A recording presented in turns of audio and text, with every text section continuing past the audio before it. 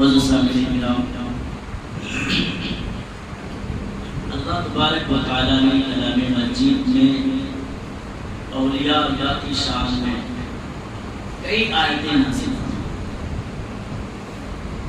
لوگ پوچھتے ہیں اولیاء اللہ کا ذکر کیوں کرتے ہو؟ ان کے ذکر سے تمہیں کیا ملا؟ اولیاء اللہ کا ذکر کرنے سے یہ وہ مردان حق ہیں جن کے ذکر سے اللہ تبارک و تعالیٰ کی بتائے ہوئے راستے کی طرف ہدایت ملتی ہے۔ رب تبارک و تعالیٰ نے کلام مجید میں جو فرمایا،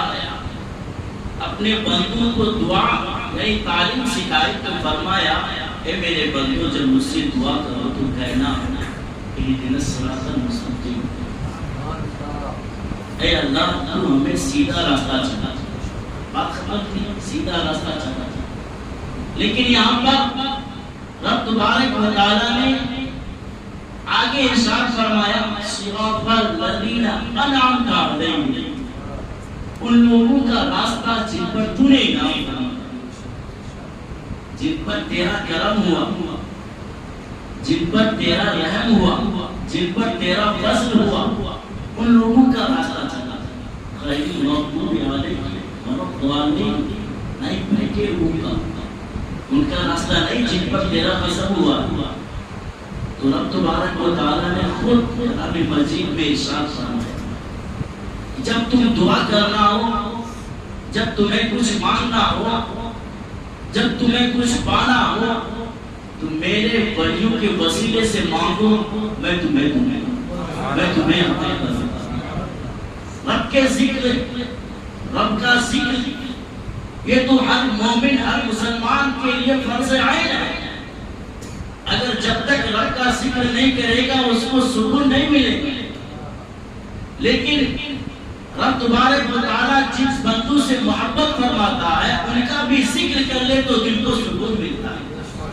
ان کی بھی یاد تازہ کر لے تو دل کو اطمینان حاصل ہوتا ہے۔ یہ وہ مردان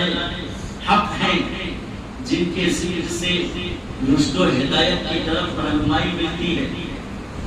اور حق کے متلاشیوں کو، حق کے تلاش کرنے والے اور جستجو کرنے والوں کو صحیح مقصود کی طرف، منزل مقصود کی طرف نشاندہی کی جاتی ہے۔ حضرت شیخ فرید الدین عطار رحمۃ اللہ تعالی علیہ نے اپنی کتاب تذکرۃ الاولیاء میں انہوں نے ذکر فرمایا کہ اولیاء اللہ کے ذکر سے دلوں کو اطمینان حاصل ہوتا ہے۔ ان کی وجہ تو ایک تو یہ ہے کہ اولیاء اللہ کا جب ذکر کریں گے تو ایسی صورت میں آپ کی محبت، ان کے کلام کی برکت سے رب تبارک و تعالیٰ سے محبت کا جذبہ پیدا ہوگا، اور ان کے کلام سننے کی وجہ سے دنیا کی محبت دل سے نکل جائے گی۔ ان کے کلام، ان کی باتیں، ان کی یادیں سننے کی وجہ سے آپ کے اندر آخرت کی فکر لاحق ہوگی، اور کچھ ثواب اور نیکیاں کرنے کا جذبہ پیدا ہوگا۔ اسی لیے تو کہتے ہیں کہ قرآن و حدیث کے بعد اگر سب سے زیادہ افضل و اعلیٰ کلام ہے تو اولیاء اللہ کے کلام ہے، اولیاء اللہ کی باتیں ہیں، اولیاء اللہ کے اقوال ہیں۔ قرآن اپنی جگہ مسلم، حدیث اپنی جگہ مسلم، ان کے بعد اولیاء کے کاملین کی باتیں، ان کے کردار، ان کے اخلاق کو اگر کوئی انسان اگر سن لے تو بغیر متاثر ہوئے نہیں رہ سکتا ہے۔ اس لیے کہ رب تبارک و تعالیٰ نے کلام مجید میں جن اخلاق کو ہمیں اپنانے کا حکم دیا، اور ہمیں جن ایمان اور یقین کے اپنانے کا حکم دیا، اور طرز زندگی گزارنے کا جو حکم دیا، ان کی عملی تفسیر اگر دیکھنا ہو تو اولیاء کرام کی سیرت کا مطالعہ کرنا، اولیاء کرام کے طریقے کو اپنا لو۔ جب تم اولیاء کرام کی سیرت کا مطالعہ کرو گے، ان کی زندگی کو اپنی زندگی کا عملی نمونہ بنا لو گے، یعنی اپنی زندگی کا آئیڈیل بنا لو گے تو یقیناً تمہیں قرآن پر عمل کرنے والا کہلایا جائے گا، تمہیں حدیث پر عمل کرنے والا تم کہلائے جاؤ گے۔ اس لیے کہ قرآن میں رب تبارک و تعالیٰ نے فرمایا، حدیث میں میرے آقا نے فرمایا، لیکن ہر ایک کی سمجھ میں آئے یہ ضروری نہیں ہے۔ قرآن کی تعلیم کو سیکھنے کے لیے، قرآن کے مفہوم اور الفاظ کو سمجھنے کے لیے آپ کو علم کی ضرورت پڑے گی، آپ کو قواعد کی ضرورت پڑے گی، آپ کو لغت کی ضرورت پڑے گی، ہر طرح کے علوم و فنون میں مہارت حاصل کرنا ہوگا۔ حدیث کو سمجھنے کے لیے آپ کو علم کا سہارا لینا پڑے گا، لیکن جب اگر آپ حدیث کو بھی پڑھو گے یا سنو گے تو ایسی صورت میں جب اولیاء کرام کی سیرت کو درس کو اپنی زندگی کا عملی نمونہ بنا لو گے تو اولیاء کرام کی زندگی پر چلنا آسان ہوگا۔ ان کے دامن کو پکڑ لو گے تو قرآن پہ بھی عمل کرنے والا کہلاؤ گے، حدیث پہ بھی عمل کرنے والا کہلاؤ گے۔ اس لیے اولیاء کرام کا تذکرہ کرتے ہیں، ایک ہے تھیوری، ایک ہے پریکٹیکل، ہے نا۔ ابھی کوئی میتھ جو ہے بچے ہمارے پڑھتے ہیں، ہمارے ریاض بابو جو پڑھاتے ہیں، ہے نا، بچوں کو اے پلس یہ جو بھی ہے پلس مائنس جو بھی ہے پڑھا دیتے ہیں، لیکن بچوں کے ہاتھ میں اب چند گوٹیاں دے دو، کہہ دو کہ اتنے میں اتنے ہٹا دے، اتنے میں پڑھ لینا وہاں آسان، پڑھ لیا، لیکن اس کو پریکٹیکلی طور پر بتانا کہ اتنا ہوا یہ بہت بھاری ہے۔ پڑھ تو لیتے ہیں لیکن جب تک اس کو پریکٹیکلی طور پر اس کو اپناتے نہیں ہے، اس کی زندگی میں وہ حصہ حاصل نہیں ہوتا، وہ پڑھائی حاصل نہیں ہوتی ہے، وہ تعلیم حاصل نہیں ہوتی ہے۔ تو قرآن و حدیث میں ہر چیز کا بیان ہے، ہر چیز کا بیان ہے، اس میں ہمیں زندگی گزارنے کا طریقہ بتایا گیا ہے، ایمان و احسان کو بتایا گیا ہے، لیکن ان کی عملی زندگی، عملی تفصیل اگر دیکھنا ہو تو صحابہ کرام کی زندگی کو دیکھو، ان کی عملی تفصیل کو دیکھنا ہو تو تابعین کی زندگی کو دیکھو، ان کی عملی تفصیل کو دیکھنا ہو تو تبع تابعین کی زندگی کو دیکھو، ان کی عملی تفصیل کو دیکھنا ہو تو غوث اعظم کی سیرت کو دیکھو، ان کی عملی تفصیل کو دیکھنا ہو تو خواجہ غریب نواز کی سیرت کو دیکھو، ان کی عملی تفصیل دیکھنا ہو تو مختوم سمنا کے چوچا کی سیرت کو پڑھ لو، اگر ان کی عملی تفصیل کو دیکھنا ہو تو اعلیٰ حضرت کے شعر کو پڑھ لو اور کہتے جاؤ تو ہے وہ غوث کے ہر غوث ہے شیخہ تیرا، تو ہے وہ غیث کے ہر غیث ہے پیاسا تیرا۔ نعرہ تکبیر، نعرہ رسالت، جشن غوث اعظم زندہ باد۔ میرے دوستو، لیکن ہم اور آپ یہاں پر جو بیٹھے ہیں کیا اس کا کچھ فائدہ حاصل ہے یا نہیں؟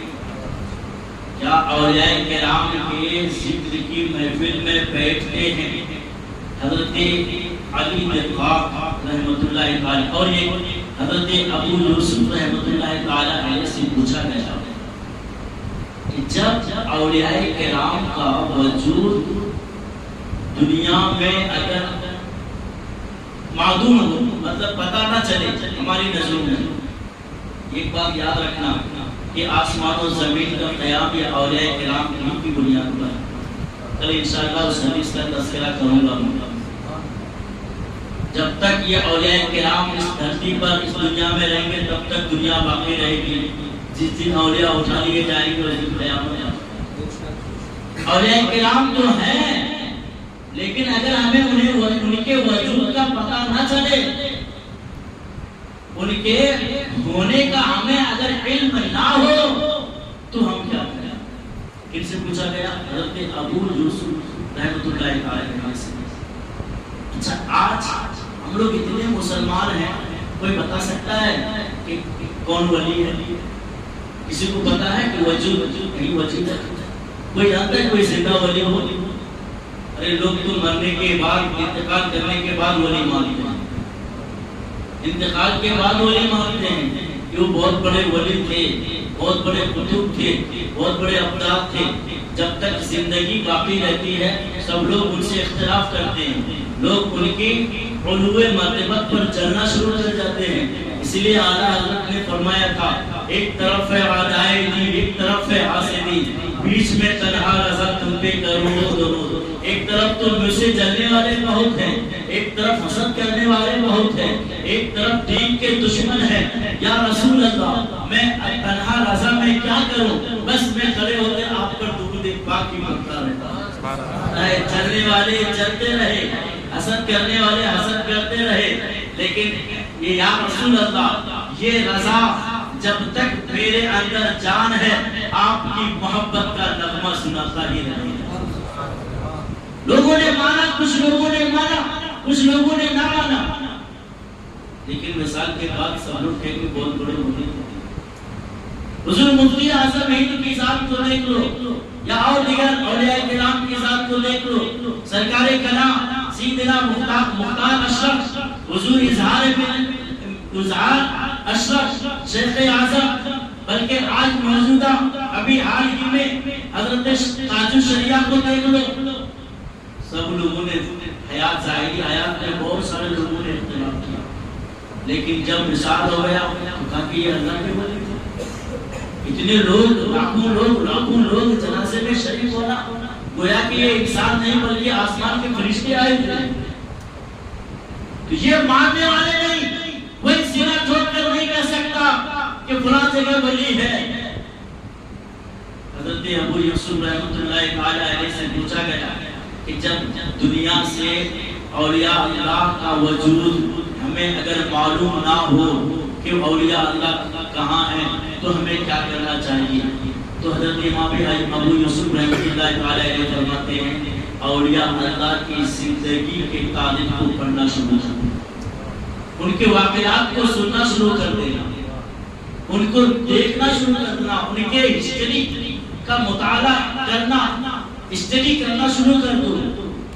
تم جب ان کے ہسٹری کو